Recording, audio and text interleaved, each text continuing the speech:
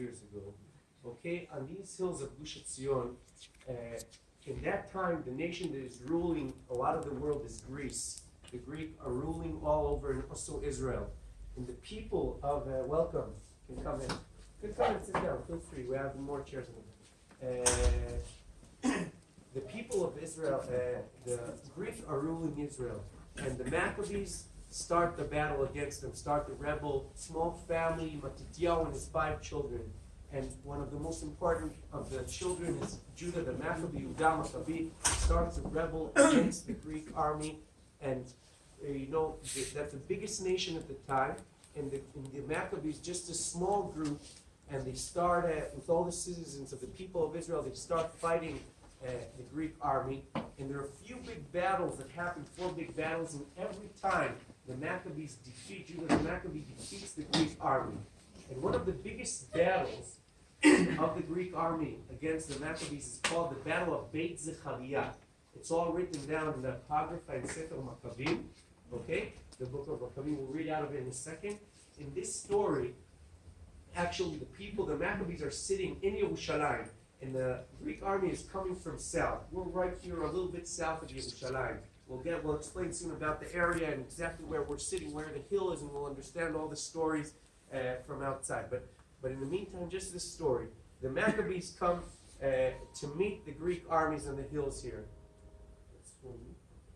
Anyway, what I want to say is like this. The Greek army sends it's after 4 times they were defeated by the Maccabees, and they send the biggest army they ever sent to the land of Judea. Okay, they sent here, it says in Sefer Maccabim, the book of the Maccabees, it says they sent more than 100,000 soldiers, 20,000 horse riders, and 32 war elephants. Okay, just picture like we see right here.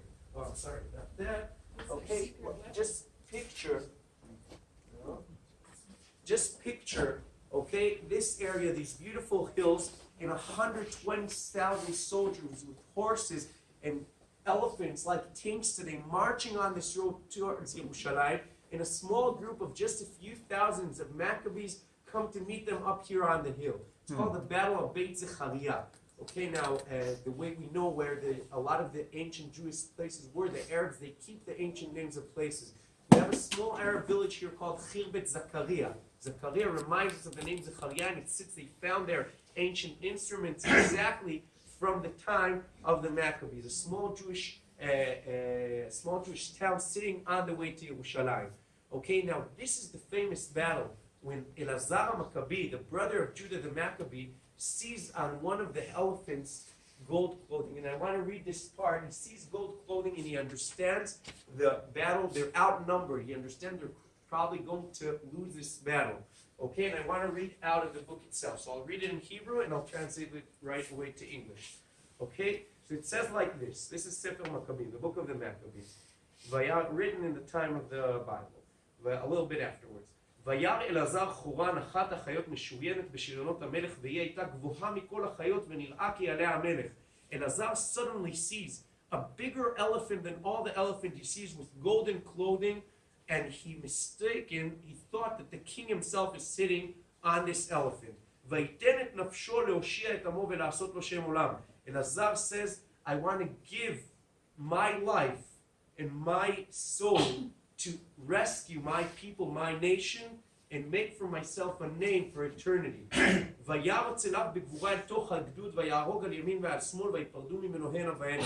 Elazar, it says here, he runs into the lines of the Greek army, okay, in the killing from right and left, and the Greek soldiers just start running to the sides and making a line, running away from Elazar, who's running into the lines of the Greek army, until he arrives under the elephant, and it says, ויבוא אל תחת הפיל ויתקע לו וימותהו ויפול ארצה עליו וימות שם. Like in the famous picture, Elazar the Maccabee arrives under the elephant, grabs his spear, and sticks it in the stomach of the elephant, and the elephant collapses on Elazar the Maccabee, who dies. He falls in this heroic story of the Battle of Beit Zechariah. Now, the truth is that the Maccabees, that didn't help them because it wasn't the right elephant, and they lost this battle, and they had to run away to Yerushalayim. It took a few more battles till the Maccabees did win the war and establish a Jewish state here in Eretz Israel at that time. But this is just an example for the bravery of the Maccabees and their belief in God and the right and the land and what they were willing to do for it. Now this brings us exactly to what we saw right here now in the Light and Sound show. Okay, Elazar Maccabi understands that he's probably going to lose his life, and he's even not sure that what he'll do is save the battle, but he decides to give his life. And he understands, and this happens right here on the way to Yerushalayim, in the area of Gush Etzion 2,300 years ago. And the same thing happens the same thing happens in the battles in 1948. Okay, I can tell about myself. I saw this movie also, and when you finish, like, a lot of questions come up. Like, did they do the right thing that they stayed here? Couldn't it finish a little bit differently? And there are hard questions that come. So does anybody have a idea or something why they would what made them stay here? Anyone? Preserve the land. Jerusalem. Right, good answer. That's first of all. What else? We'll get to that. Preserve the land. The word of God. Right, also that. We'll see it all in the story. Love to the land. Love to the land. Connected to Right, exactly. For So, the generations to come. For the Right. generations to come. very nice. So we see there's a lot of reasons, a lot of very deep reasons that these people stay here. But to understand really deeply, rootly, I want to go a few thousand years back. Okay, and really to understand a story, you can't understand a story. None of us can understand a story without understanding the land the story happened on. So for that, I want to go on to here, and I want to show you this map. I don't know if you ever saw, this is a map of Israel, okay? I don't know if you saw this map ever. Usually you see, right, the map, the regular map with the shape of Israel. This map I like to show very much because suddenly you can understand the land. Okay, Israel is divided into a main 3 stripes of land from south to north. Okay, you have first of all the shore, okay, where you have all the cities on the Mediterranean Sea, Hayam HaTichon, Tel Aviv, Ashdod, Ashkelon. Then we have the hills of Israel, the main hill, starting from the city of Beersheba, going all the way in the center of Israel, going through Hebron, Gush Etzion, where we are now, Jerusalem, continuing to Beit El, Shechem, Elon Moreh, all the area of Judea and Samaria always used to be up on the hill, going to the north of Israel, and afterwards the hills break down towards the Jordan River, okay, and the Dead Sea. So this is we got a little picture of Gush Etzion. Now, famous cities that probably all of you, or you were there, or you know about them. We know Hebron up here on the mountain, Yerushalayim, Jerusalem right up here, Gush Etzion where we are now, right exactly between these 2 points, and we have Tel Aviv, we have Haifa up here. Okay, this is the map of Israel, the Gaza Strip down here. This is the map. And now after we understood that, this explains to us a lot of things. The kingdom of Israel throughout the years, if it's the forefathers and the King David and all the stories, they all always happened on the top of the hills. The people of Israel lived mainly on the hill, which we are on right now.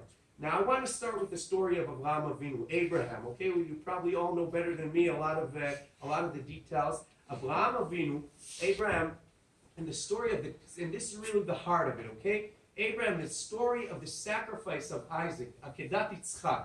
Does anybody remember where he lives at the time? Beersheba, right, exactly.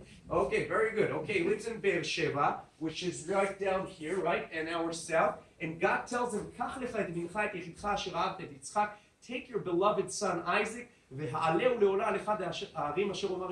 him as a sacrifice to me on one of the hills I'll tell you. Which hill does he tell him to go to? The Moriah Hill, exactly. Har Moriah, which is the Temple Mount in Yerushalayim today. Which means Avraham Avinu, okay, 4,000 years ago, is going a straight line from Beersheba in the south and going a straight line to Yerushalayim, to Jerusalem in the north. Which means, where is Avraham Avinu passing on the way? Right here in Gush Etzion, on these hills. Now, in the ancient times, there used to be a few main roads cutting through Israel. One of them was called Derech HaHar, the path through the mountains. And they found ancient part of it with Roman milestones, just 10 minutes drive away from here, cutting through this area of Gush Etzion, going in the middle of the mountains all the way. So, I don't know if Avraham Avinu walked right here or 100 meters to the left or a few kilometers around, but this is the route Avraham Avinu is taking on the way to Akedat Yitzchak. What makes the sacrifice of Isaac, what makes this assumption even stronger, it says in the story, after 3 days of Abraham walking right from Beersheba, it says on the third day, which is about this area, "Vayhi bayom hashlishi, vayisa Abraham et einav vayat hamakom merachok." And the third day, Abraham picks up his eyes and sees the hill of Jerusalem for the first time. The first time you can see Jerusalem when you go on these hills is Neve Daniel, a village just 10 minutes drive to the north here toward Jerusalem, which means when Abraham tells his servants, "Shvu lachem po im hachamor," sit with the donkey, "Ve'ani ve'anar nilchad ko," me and my son will go to the hill and pray and come back to you. It happens right here in Gush Etzion. Now I heard that you were like part of the days, starting the day with like 4 hours of prayer, so I'm sure you're in a good mood. Nothing better. You know, it says in the Gemara in one of the Jewish books, "Ulevai yitpalel ha'adam kol hayom kulo," and we hope we could have, if a person could have prayed from the beginning of the day till the end, that would be the best thing in the world. So thank you for doing this, and I hope I also join. But what I want to say, bottom line, this all happens here. Now, I won't go into every story, but next time you read the Bible and you read the stories, you can picture with your eyes exactly how it looks. Any story you try to think about, if it's Yaakov, Jacob running away from his brother Esau, he goes from Beersheba towards Beit El, which are sitting on this route. Or if it's Joseph going to look for his brother, it leaves from Emek Hebron, which is right here, half an hour to the south, going towards Shechem, towards Dotan, right? When he meets the angel on the way, what are you looking for? I'm looking for my brothers. Okay, and he says they continued. This all happens here. Okay, and that's just the beginning of it. Afterwards, we have all the prophecies, all the Nevi'im coming here. We have Shimshon HaGibor, which is fighting. He's always fighting. Shimshon HaGibor, they always live here up on the hill in the Plishtim, right? And also the Goliath. Samson, exactly. Sorry about that. Samson. Okay, Samson, the brave, he used to live also up here on the hill. We can see the names of the places in the Bible. And the Plishtim, the enemy that was sitting here, by the way, today where the Gaza Strip is, and a lot of things that you can see in the Bible, assembly happened very similar today. Okay, sitting here and attacking Israel all the time and wanting to take over. So the battles always happen here between the hill and the shore. Okay, and King David and Goliath. King David, where does he live? Where is he born and grows up? Beit Lechem, which is right here, 20 minutes drive. Okay, and then he goes to meet Goliath in Emek Ha'elah, which is right down here, 10 minutes drive, the road going out of Gush Etzion. Okay, so this all happens here, etc. I can continue if you won't stop me. I'll continue too much, but you'll all fall asleep here. No, I'm joking. But anyways, We're not going to fall asleep. Okay, great. Anyway, so actually, You didn't say anything about Shiloh. Shiloh. Right, Mishkan Shiloh. You know? Yeah. We've all been to Shiloh. Oh, and you weren't, That's so you also didn't on tell this me. So now you're telling me, right? Shiloh. We said Jerusalem is right here. By the way, I have a map. It's not that good because I thought I sent the wrong one, so it's a little bit you can't see it well. But here we have the names. You see Samaria and the Judean hills, Hebron, the Mediterranean Sea. So right up here is actually the area of Shiloh, right north of Yerushalayim, also up here on the hills. Anyway, I'm saying any story, any place almost you go, all the stories happen up on the hill. And also, it continues afterwards. We talked about the Maccabees. Suddenly, we can understand the story a lot better. Antiochus, the king of the Greek people, is at that time in Egypt fighting, and he's on the way to the north. Okay, and the Maccabees are sitting in Jerusalem. Now, Antiochus understands if he comes here in the easy road on the shore, and then he'll go up to attack the Maccabees, he's coming from beneath, and and he wants to come from the same height, right? So he goes up the hill here, goes all the way up, and here he meets them on the hill. Okay, and this is the fighting before Yerushalayim. Now,